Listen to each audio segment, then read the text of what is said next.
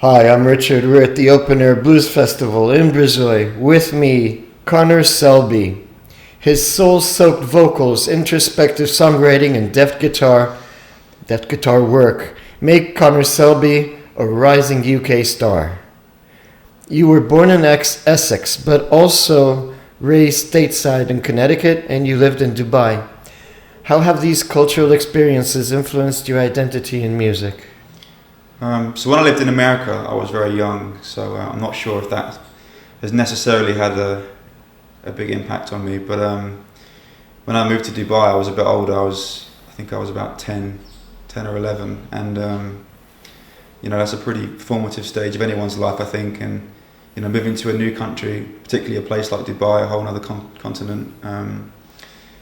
I think music was a great source of comfort for me at that time, and I really got immersed in it and obsessed with it, really. And I think for me it was a way of just dealing with the whole situation and trying to make sense of it, and all the kind of emotions I was feeling, being in a new place. I think a lot of that resonates with the blues, the idea of being a stranger or being misplaced, and I think the music definitely gave me a lot of inspiration and comfort during that time. And returning to the UK, why do you feel you found it hard to fit back in? I think one thing that was good about Dubai was it was a very supportive environment, in the sense that at the school I was at, it was an international school, so everyone was coming from all over the place, and there was sort of a shared feeling of, we're all kind of in this new situation, we need to stick together and try and make it work. And everyone was really generally quite friendly and supportive, and particularly when it came to the music stuff, everyone really enjoyed that aspect of me and the fact that I was doing that, and they celebrated it. But then when I moved back to the UK, it was a very different kind of atmosphere. People were much more, standoffish and much more snidey, I guess. And that was a big shock for me, because there wasn't that same sense of camaraderie that I felt in Dubai with people. And particularly where I'm from in Essex, people can be quite spiteful and quite mean, I guess. And it took me a while to sort of come to terms with that. So you told me when you started feeling a passion for music. When did you discover your talent for music? Yeah, that was probably around the time when I moved to Dubai, I guess. Certainly when I started to take it seriously. I mean, I'd been playing the guitar a bit before that, and I had written a couple of songs, so it definitely was something I was interested in at that time. But it wasn't until I was about 10 or 11 and we'd moved that I really got heavily into the blues and heavily into music in general. Given your introspective nature, how do you maintain a sense of self amidst the pressures of the music industry? Yeah, that's a good question. I don't know, really. I guess I just try and stick to my guns, really, and follow my my gut instincts with stuff. I'm the kind of person who tends to overthink about things, and it can be very very stressful trying to navigate all these different situations within the music industry and social media, and everyone has to kind of promote themselves in a certain way now, which didn't really exist in the same way in the past.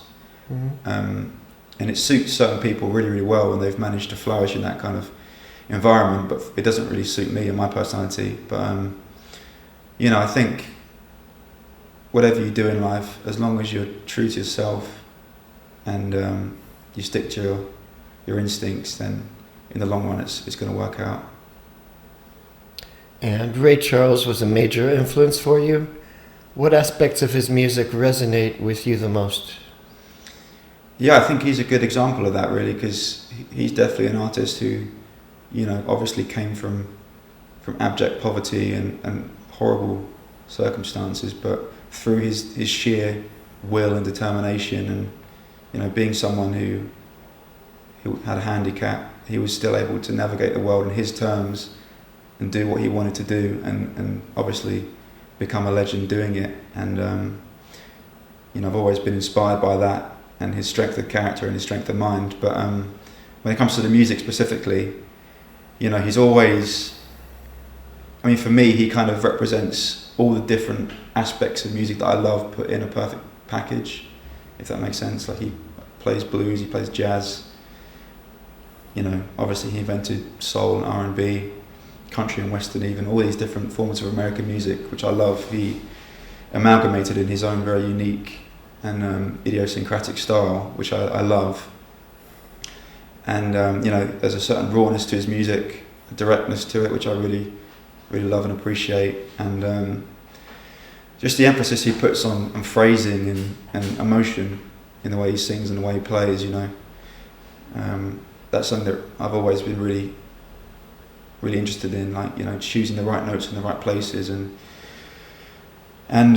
yeah, using phrasing as a musical device to express.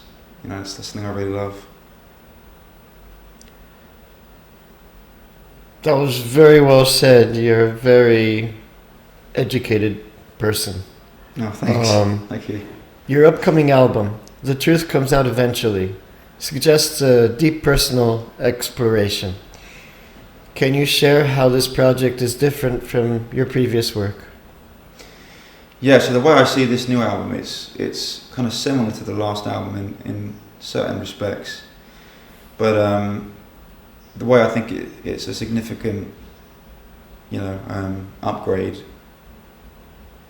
is in the way that I think, you know, I really tried to be really honest in this album and more vulnerable. You know, I mean, I touched on that on the last album, but some of the songs are deeply personal, and you know, I really went inside myself to write some of these songs, and they, you know, they mean a lot to me, and hopefully that comes across in the music.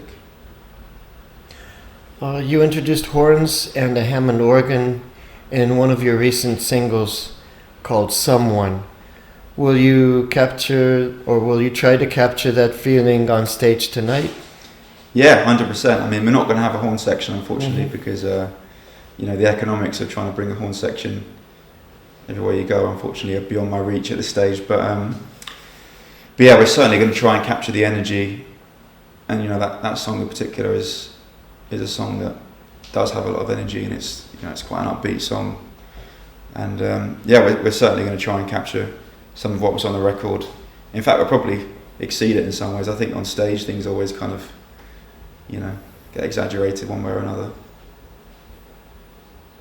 It also depends on the feeling you get from the crowd. Yeah, I've got a feeling it's going to be good tonight, though. It's your first time in Romania? Yeah, it is, yeah.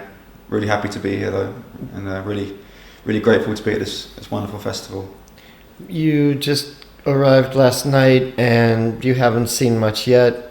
What's the vibe you're getting from the people you've met so far? I know you had the sound check earlier. Yeah, everyone seems really great. You know, straight to the point, no messing around, which I appreciate. And everyone's really friendly, really polite and kind. So yeah, it's going good. Yes, we are friendly people. Absolutely, yeah. Thank you so much for your time. Good luck with the music. I can hardly wait to see your show tonight. And you can see Connor Selby live on stage if you come on down to the Open Air Blues Festival in Brezoi. Thank you. Thank you.